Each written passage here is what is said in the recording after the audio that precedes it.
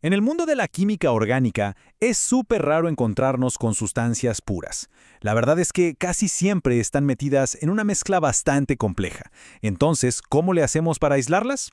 Hoy vamos a desglosar una de las técnicas más elegantes y poderosas que existen para esto, la cromatografía. Para que nos demos una idea, imaginen un extracto de hojas de espinaca. A simple vista, pues es un líquido verde y ya. Pero en realidad, allá adentro hay un montón de pigmentos, clorofilas, carotenos, xantofilas. La gran pregunta es, ¿cómo podemos ver y separar cada uno de ellos? Este es uno de los retos más comunes en cualquier laboratorio de química. Y aquí es donde entra la cromatografía. Es, de lejos, la técnica por excelencia para analizar, separar y purificar. Y su genialidad está en un principio súper básico, pero muy poderoso. Se aprovecha de las diferencias de polaridad que tienen los compuestos para poder separarlos. Créanme, dominar esto es clave, ya sea para desarrollar nuevos medicamentos o para controlar la calidad de los alimentos. Muy bien, vamos a meternos de lleno a entender cómo funciona esto. Quiero que se imaginen la cromatografía como si fuera una carrera. Todas las moléculas de nuestra mezcla arrancan desde la misma línea de salida, pero no todas corren a la misma velocidad. A ver, echen un ojo a este diagrama. A la izquierda tenemos la mezcla inicial con esos triangulitos rojos y círculos azules aplicada en la línea de salida de lo que llamamos la fase estacionaria, que vendría a ser como la pista de nuestra carrera. Luego, una fase móvil, que es como un río, empieza a fluir y se lo lleva todo. Pero miren a la derecha, los círculos azules avanzan rapidísimo. En cambio, los triángulos rojos como que se aferran más a la pista y avanzan más lento. Y justo así es como ocurre la separación. Ok, vamos a ponerle nombres formales a esto.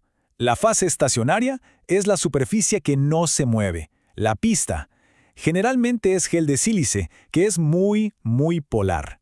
Su trabajo es básicamente retener a las moléculas polares. Por otro lado, la fase móvil es el disolvente, que también llamamos eluyente. Esta es la que sí se mueve, y su función es transportar a los componentes, arrastrando con más fuerza a los que son menos polares. Aquí el concepto clave, la estrella de todo el proceso, es la polaridad. Pensemos en las moléculas polares como si fueran pequeños imanes. La fase estacionaria, nuestra placa de sílice, también es superpolar, está llena de esos imanes. Entonces, lógicamente, las moléculas imán de nuestra mezcla se van a sentir muy atraídas y se van a pegar a la placa. En cambio, las moléculas que no son polares, pues no tienen esa atracción, así que la fase móvil se las lleva sin ningún problema. La regla de oro aquí es, lo semejante atrae a lo semejante. Ahora, la elección del eluyente, o sea, de nuestra fase móvil, es una decisión totalmente estratégica. Esta tabla nos muestra diferentes disolventes y su nivel de polaridad. Por ejemplo, un eluyente muy polar como el metanol tiene una fuerza de arrastre enorme, casi como una manguera a presión que va a despegar y mover casi cualquier compuesto. Pero ¿qué pasa si queremos que nuestros compuestos más polares se queden quietecitos para separarlos bien de los demás? Pues para eso elegimos un eluyente de baja polaridad, como el hexano, que tiene mucho menos poder de arrastre y apenas los va a molestar. Bueno, ahora que ya entendimos la teoría, vamos a ver cómo se aplica todo esto en una de las técnicas más comunes y útiles del laboratorio, la cromatografía en capa fina, o para los amigos la CCF. Vamos a seguir el procedimiento como si fuéramos a separar los pigmentos de la espinaca. Todo el experimento se puede dividir en 3 etapas principales. Primero, tenemos que preparar nuestro extracto. Segundo, lo aplicamos con mucho cuidado en la placa. Y tercero, dejamos que la carrera ocurra, en lo que llamamos la cámara de desarrollo. Empezamos con el primer paso. Se toman unas cuantas hojas de espinaca, se ponen en un mortero con un poco de disolvente orgánico y ¡a macerar! Este proceso rompe las células de la planta y libera todos los pigmentos, dejándonos con un extracto súper concentrado de un color verde intenso.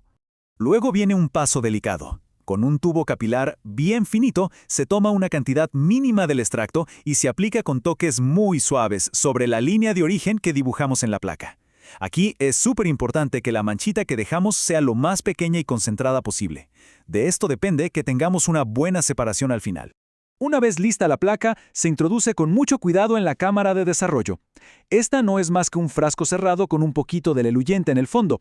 Ojo, es crucial que el nivel del disolvente esté siempre por debajo de la línea donde aplicamos la muestra.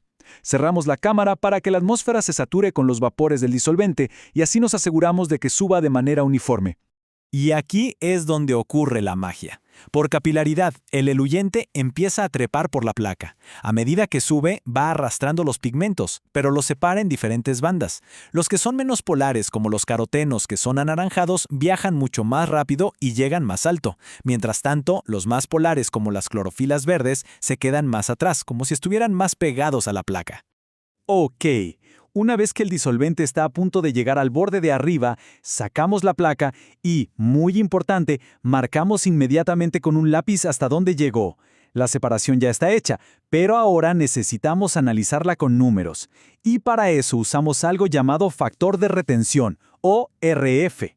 El RF es el dato clave que vamos a sacar de este experimento. Y es más fácil de lo que suena. Miren el diagrama. Es una simple relación de distancias. Primero medimos la distancia total que recorrió el disolvente desde el origen, que aquí está marcada como Y. Luego, medimos la distancia que avanzó cada mancha. Por ejemplo, la mancha A recorrió la distancia X sub A. El RF de A es simplemente X sub A dividido entre Y. Como ven, el compuesto B viajó más lejos, así que su RF será mayor, lo que nos indica que es menos polar que el compuesto A. Entonces, la fórmula es así de sencilla. Medimos la distancia desde la línea de origen hasta el centro de la mancha de nuestro compuesto y eso lo dividimos entre la distancia desde el origen hasta donde llegó el disolvente. El resultado siempre será un valor sin unidades, entre 0 y 1. Y esto nos lleva a la interpretación, que es realmente lo importante de todo esto. Si un valor de RF es cercano a 1, o sea, es alto, quiere decir que el compuesto viajó casi junto con el disolvente. Esto significa que es poco polar y casi no le hizo caso a la fase estacionaria. Por el contrario, un RF bajo, cercano a 0, nos dice que el compuesto apenas se movió de la línea de salida. Es decir, es muy polar y se quedó fuertemente pegado a la placa. A ver, vamos a aplicar esto. Si una sustancia nos da un RF mayor a 0.5, ¿qué podemos deducir? Pues que tiene una polaridad relativamente baja. Si es menor a 0.5, su polaridad es más bien alta. Y si nos da exactamente 0.5, significa que recorrió la mitad del camino, lo que indica una polaridad intermedia, al menos para ese sistema de eluyente y placa que usamos. Pero que no se nos olvide, la cromatografía en capa fina no es solo un experimento para ver colores bonitos, es una herramienta de análisis súper útil y poderosa en el día a día de un laboratorio. Con la CCF podemos, de forma muy rápida y barata, saber cuántos compuestos hay en una mezcla. Podemos seguir cómo va avanzando una reacción para saber cuándo ha terminado. O podemos checar si un producto que purificamos está realmente puro. E incluso nos sirve para elegir los mejores disolventes para hacer una separación a una escala mucho mayor. Y eso nos lleva al siguiente paso lógico. Mientras que la CCF es principalmente para analizar usando cantidades mínimas de muestra, la cromatografía en columna usa exactamente los mismos principios, pero a una escala preparativa. Con ella ya podemos separar y purificar gramos de un compuesto, no solo identificarlo. Y para terminar, les dejo esta pregunta, que en el fondo resume todo lo que hemos analizado. Si se tiene un compuesto muy polar, que está fuertemente pegado a la placa de sílice, ¿cuál de estos dos eluyentes, hexano o metanol, tendría más fuerza para desplazarlo y hacerlo avanzar más rápido? La respuesta, créanme, está en el corazón de la cromatografía.